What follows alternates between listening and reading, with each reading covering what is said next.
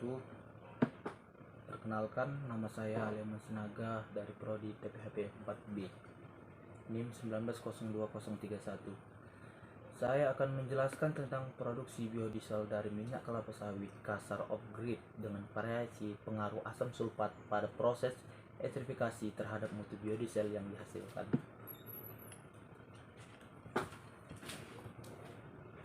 Minyak kelapa sawit berpotensi besar untuk dijadikan bahan baku pembuatan biodiesel karena mempunyai rendamen sebanyak 28%. Indonesia sebagai produsen terbesar minyak kelapa sawit atau CPO di dunia mempunyai visi misi mewujudkan Indonesia menggunakan sumber energi terbarukan sebanyak 25% pada tahun 2025 dalam rangka konservasi energi dan diversifikasi energi.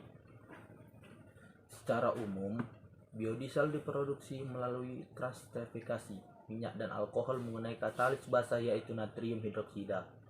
Metode ini hanya boleh dilakukan pada minyak yang memiliki asam lemak bebas di bawah 1%. Akan tetapi, ketika minyak nabati mengandung asam lemak bebas yang sangat tinggi, maka akan dilakukan perlakuan awal yaitu esterifikasi. Tingginya kadar FFA mengakibatkan pembentukan sabun karena apabila asam lemak bebas bereaksi dengan katalis maka akan membentuk sabun dan air. Reaksi transesterifikasi adalah proses yang mereaksikan trigliserida dalam minyak nabati atau lemak hewani dengan alkohol rantai pendek menghasilkan metil ester asam lemak atau biodiesel dan gliserol. Metode penelitian yang digunakan pada penelitian ini adalah metode eksperimen dengan analisis deskriptif. Penelitian ini dilakukan dengan 3 taraf perlakuan yaitu konsentrasi katalis H2SO4 dilakukan pengulangan sebanyak 2 kali. Rincian perlakuan yang diberikan yaitu perlakuan A, konsentrasi katalis 0,5%, B, yaitu konsentrasi katalis 1%, dan C, konsentrasi katalis 1,5%. Hasil penelitian karakteristik CPO off-grid dilakukan dengan tujuan mengetahui kondisi awal dari CPO off-grid yang akan digunakan untuk menjadi bahan baku pembuatan biodiesel khususnya pada proses esterifikasi. Karakteristik CPO off-grid secara rinci disajikan dalam tabel 1. Bisa kita lihat keterangannya di sini dengan kadar air, massa jenis, viskositas, kinematik bilangan asam, FF bilangan lot, bilangan penyabunan.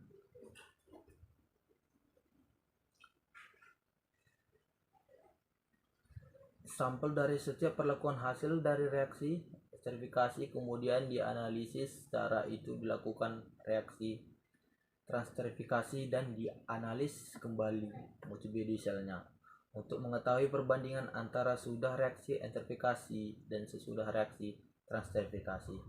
Perhitungan nilai rendamen total dilakukan untuk menunjukkan informasi mengenai besarnya rendamen pengolahan dari awal hingga akhir proses pembuatan biodiesel CPO off-grid.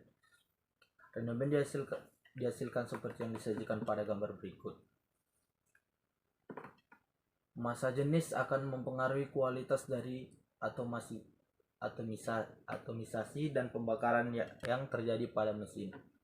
Nilai angka stana, viskositas, serta nilai kalor dari bahan bakar akan dipengaruhi oleh massa jenis. Massa jenis juga diperlakukan dalam pembuatan, penyimpanan, transportasi, dan distribusi proses biodiesel karena merupakan parameter penting untuk diperhitungkan dalam desain proses ini. Massa jenis pada temperatur 40 derajat Celcius yang ditentukan pada syarat mutu biodiesel memiliki nilai 850 sampai 890 kg meter kubik. Nilai massa jenis sampel CPO off-grid hasil esterifikasi yang diperoleh disajikan pada gambar 3. Kemampuan bahan bakar untuk melawan pergerakan relatif dari lapisan penyusunan karena daya tarik yang terjadi antar molekul itu merupakan viskositas kinematik. Viskositas kinematik merupakan sifat yang penting dalam karakteristik biodiesel karena mempengaruhi tingkat kemudahan nyala mesin, kualitas penyemprotan, ukuran dari partikel yang keluar dari nozzle, serta kualitas dari pembakar mesin yang digunakan.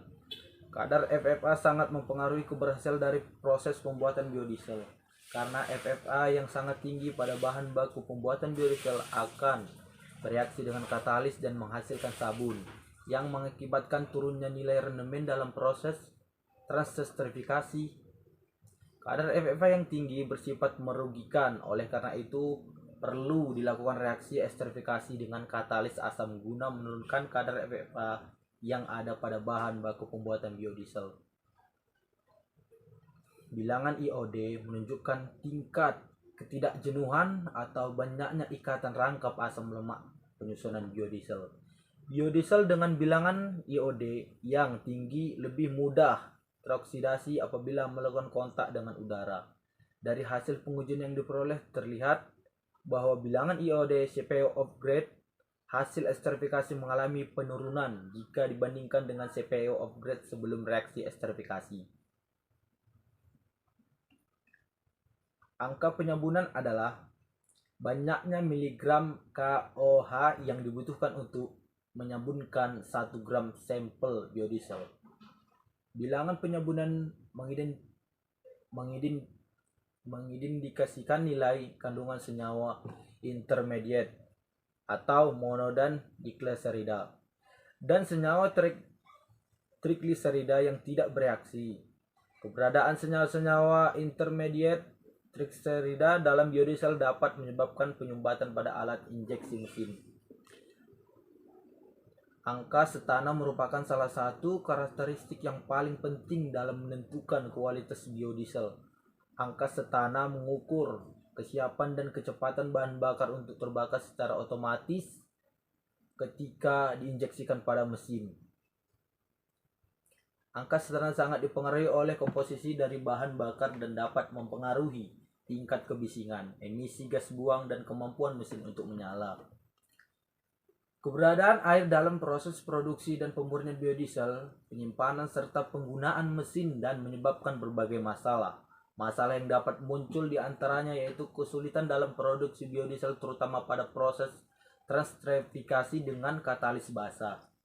Biodiesel yang memiliki komponen monogliserida dan digliserida yang tinggi memiliki kemampuan menyerap air lebih tinggi dibandingkan biodiesel yang memiliki komponen mayoritas metil ester.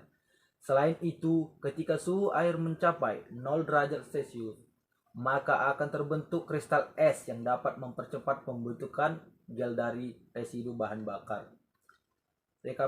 Rekapitulasi data hasil penelitian merupakan kumpulan data dari semua perlakuan untuk mengetahui data mana yang memiliki hasil rendemen dan kualitas mutu terbaik.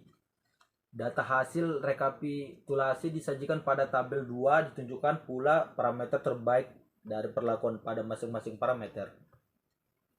Jadi kesimpulannya, biodiesel yang memiliki mutu yang paling baik adalah pada perlakuan katalis 1% karena memiliki karakteristik yang lebih banyak yang sudah memenuhi acuan SNI biodiesel.